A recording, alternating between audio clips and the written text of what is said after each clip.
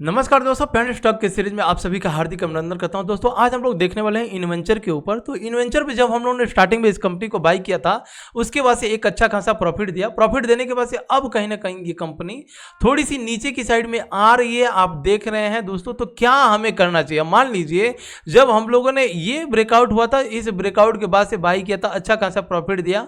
उसके बाद से कुछ लोगों ने यहां पर भी अगर गलती से बाई किए हैं, तो क्या करना चाहिए इस कंपनी के बारे में थोड़ा सा इस कंपनी को पूरा डिटेल में समझने की कोशिश करते हैं। तो दोस्तों बिना स्किप किए अगर आप इस वीडियो को देखेंगे तो सारी कहानी मैं इस वीडियो में खोल करके रखने वाला हूं। तो आइए सबसे पहले हम लोग इस कंपनी को समझते हैं कि आखिर ये कंपनी करती क्या है। सो दोस्तों अगर हम बात करें इस कंपनी को, तो देखिए जो भी आप ग्रो ऐप यूज करते होंगे, Zerodha, angel broking, alias blue, शेर खान, जितना भी यूज करते होंगे, उसी तरह से ये भी एक ऐसी कंपनी जहां पर आप अकाउंट ओपन करके कहीं ना कहीं आप ट्रेडिंग कर सकते हैं। और ट्रेडिंग में ये MTF प्रोवाइड करता है। MTF प्रोवाइड करता है। MTF मतलब कि अगर आप, चलिए MTF के बारे में एक बार आप गूगल पे सर्च करेंगे पता चल जाएगा, लेकिन फिलहाल आप इतना समझ लीजिए कि ये membership of various exchanges and business of providing stock broking. जी दोस्तों, स्टॉक ब्रोकिंग में इसी की बात कर रहा हूं, एंड रिलेटेड सर्विस। तो दोस्तों अब हम बात करते हैं कि जैसे इसमें भी आप अकाउंट ओपन करके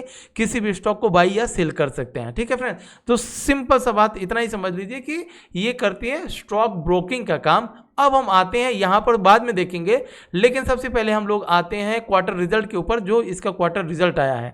और क्वार्टर रिजल्ट इतना तगड़ा आने के बाद से ये कंपनी गिर क्यों रही है, उसके ऊपर थोड़ा सा हम लोग डिस्कशन करेंगे। तो दोस्तों सबसे पहले इस कंपनी के अगर हम लोग सेल्स की बात करें, तो सेल्स देख रहे हैं कितना भयंकर, मतलब मार्च 2021 में एक बार आया था 14.88 करोड़ का सेल्स। लेकिन उसके बाद से दोस्तों दिसंबर की बात करें, दिसंबर 2021 में जो ये रिजल्ट आया है तो 13.24, मतलब 2 क्वार्टर के बाद से इतना तगड़ा रिजल्ट आया है। तो जब इतना तगड़ा रिजल्ट अगर आ ही गया, तो भैया ये इसका प्राइस नीचे क्यों जा रहा है, इसे थोड़ा सा हम लोग समझने की कोशिश करेंगे। वहीं अगर हम बात करें नेट प्रॉफिट की दोस्तों, तो नेट प्रॉफिट में भी ऑलमोस्ट ये मतलब सितंबर 2020 में आप देख सकते हैं नेट प्रॉफिट 4.16 करोड़ का इस कंपनी ने दिया था। उसके बाद से अब तक का सबसे ज्यादा प्रॉफिट दिया हुआ है। आइए दोस्तों, यहां तक तो हम लोगों ने समझ लिया कि इस कंपनी में सब कुछ बढ़िया है। ऐसा है नहीं कि जो लोग ऊपर बाई करके रखे हुए हैं उनको डरना चाहिए। ठीक है, यहां तक तो हम लोगों ने समझ लिया। अब बात करते हैं इन्वेस्टर की। तो इन्वेस्टर कॉलम में हम लोग अगर देखेंगे, तो इन्वेस्टर कॉलम में भी मतलब इन्वेस्टर के प्रोमोटर होल्डिंग का स्टेक जो है ठीक ठाक है, नो प्रॉब्लम, सब कुछ बढ़िया है। पब्लिक की बात करें, पब्लिक में भी बढ़िया है, यहाँ पर 72% तक का पब्लिक ही है। और पब्लिक में अगर आप थोड़ा सा यहाँ पर क्लिक करेंगे तो आपको दिख जाएगा कि इतने लोग मतलब अपना पैसा लगा करके रखे हुए हैं। तो यहाँ पर आप एक बार नाम जरूर पढ़िएगा। आइए अब हम बात करते हैं मेन चीज, और मेन चीज क्या है यहाँ पर। तो यहां पर हम लोग समझने की कोशिश करेंगे कि अब ये कंपनी महंगी है, सस्ती है, हमें एवरेज करना चाहिए या हमें फ्रेश बाई करना चाहिए, क्या हम इस गिरावट पर बाई कर लें। तो दोस्तों इन्हीं सब सवालों के जवाब हम लोग यहां पर ढूंढने की कोशिश करते हैं। मार्केट कैप 455 करोड़ की कंपनी है, नो डाउट दोस्तों, बहुत ही जबरदस्त है। डेप्थ की बात करें, डेप्थ 34 करोड़ का है, लेकिन रिजर्व की बात करें तो 101 करोड़, मतलब ये बिल्कुल डेप्थ फ्री कंपनी है। प्लेजिंग की बात करें, प्लेजिंग है ना इस कंपनी में। और दोस्तों फेस वैल्यू की बात करें तो कहीं ना कहीं इस कंपनी ने स्प्लिट किया हुआ है। प्रोमोटर होल्डिंग स्टेक अब ऑलरेडी हम लोगों ने देख लिया। अब हम आते हैं अपने बुक वैल्यू के पास। 2 रुपया 20 पैसा बुक वैल्यू है और करंट प्राइस 5 रुपया 40 पैसा है। मतलब अपने बुक वैल्यू से इसे हम लोग कैलकुलेट करें तो 2.5 गुना तक ये कंपनी भाग चुकी है। 2.5 गुना कंपनी भागी हुई है, तो मतलब कोई बहुत महंगी नहीं हुई है, अभी बहुत ही सस्ती है। लेकिन हमें बाई किस रेट पर करना है वो इंपॉर्टेंट है। तो उसके लिए दोस्तों जब हम लोगों ने सब कुछ देख लिया कि इस कंपनी में बढ़िया है और हमने प्लान किया बाई करना है, या जो लोग ऊपर बाई किए हुए हैं या जो लोग नीचे बाई करके रखे हुए हैं, क्या उन लोगों को क्या करना चाहिए उसके ऊपर समझने की कोशिश कीजिए। दोस्तों एक चीज आप समझिए, इस कंपनी में जब इसका क्वार्टर रिजल्ट अच्छा आने वाला था तो लोगों को भनक पहले ही लग गया, और भनक लगने का नतीजा ये है कि ये जो वॉल्यूम दिख रहा है ना आपको, ये इस वॉल्यूम के साथ इस कंपनी में खरीदारी की गई,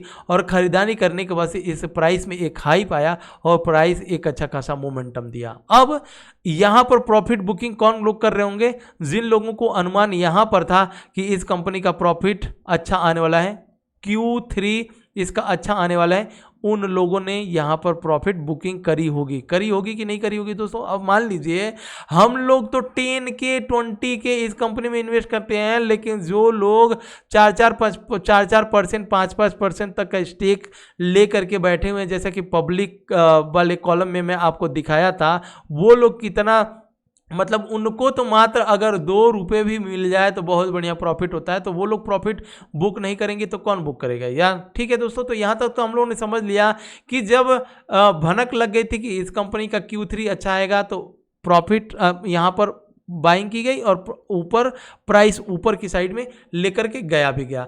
अब दोस्तों सवाल ये उठता है कि हमें फ्रेश बाइंग कहां पर करना चाहिए? तो फ्रेश बाइंग करने के लिए दोस्तों आपको 2 चीजें मालूम होना चाहिए। सबसे पहला डिमांड जोन और दूसरा सप्लाई जोन। तो दोस्तों सबसे पहले हम लोग आते हैं डिमांड जोन, और डिमांड जोन की बात करें तो डिमांड जोन कहां पर लगता है? डिमांड जोन यहां पर ये है।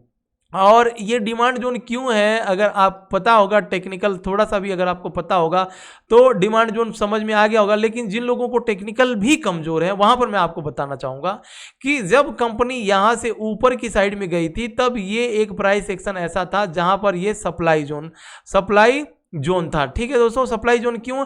क्योंकि यहां पर एक रेजिस्टेंस मिलेगा, ठीक है, रेजिस्टेंस मिलने के बाद से यहां पर बहुत से लोग प्रॉफिट इतने में ही बुक कर लेते हैं दोस्तों, लेकिन जब ये अपने बुक वैल्यू से बहुत नीचे था तो इसीलिए यहां पर आपको रिएक्शन नहीं मिला। अगर वही कंपनी अपने बुक वैल्यू से ऑलरेडी 5 गुना भाग चुकी होती, और जब ये अपने इस सप्लाई जोन पर आती ना, मतलब नीचे से जब ये ऊपर जाती, तो यहां पर प्रॉफिट बुकिंग जबरदस्त होता और यहां से प्राइस नीचे गिरावट भी होता। समझ में आ रहा है दोस्तों? लेकिन जब ये कंपनी बुक वैल्यू से बहुत सस्ती थी तो इसलिए ये कंपनी सर्राटा ऊपर की साइड में निकली और लोगों को एक अच्छा खासा प्रॉफिट दिया। तो अब आपको ये समझ में आ गया कि ये डिमांड जोन और सप्लाई जोन किस तरह से काम करता है। जब ये नीचे से ऊपर जाएगा तब क्या होगा?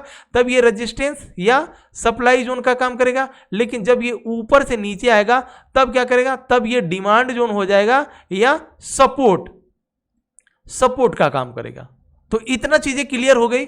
अब दोस्तों बात ये करते हैं कि जो लोग ऊपर, मान लीजिए जब ये नीचे से जब जा रहा था तब तो हिम्मत बनी नहीं, अब जब कंटिन्यूअस ऊपर भागे जा रहा है तो एक बर्दाश्त करने की क्षमता होती है ना, बर्दाश्त करने की क्षमता, वो जब निकल जाती है, अरे मिस कर दिया, अरे आज भी भाग गया मिस कर दिया, अरे आज भी भाग गया मिस कर दिया, उसके बाद चल आज बाई ही कर लेते हैं, तो यहाँ पर बाई होता है और बाई करने के बाद जब नीचे आने लगता है तब प्राण लगता है सूखने। तो दोस्तों उस दिशा में आपको क्या करना है, जैसा कि मैंने प्रीवियस वाली वीडियो में भी एक वीडियो में बोला था कि एवरेजिंग किस तरह से किया जाता है, तो यहाँ पर वो एग्जांपल भी मिल गया। मान लीजिए आप यहाँ पर बाई किए और आपके सामने यहाँ पर एक आ जाएगा डिमांड जोन, जैसे ये प्राइस अगर सपोज खुदा न खास्ता यहाँ तक आता है तो यहाँ पर एवरेजिंग करिए, डर नहीं कि जब आप यहाँ पर खरीदने भर की क्षमता रखते हैं तो प्राइस जब डिमांड जोन पर आती है तो एवरेज करने भर की क्षमता होनी चाहिए, तभी आपको जो है प्रॉफिट मिलेगा। नहीं तो दोस्तों होगा क्या, जब यहाँ पर आएगा फिर प्राइस ऊपर जाएगा तो टाइम तो लेगा, 2-4 महीना हो सकता है 6 महीने का भी टाइम ले, तो यहाँ तक जाने पर भी क्या होगा, आपके टाइम खराब हो जाएंगे। उससे अच्छा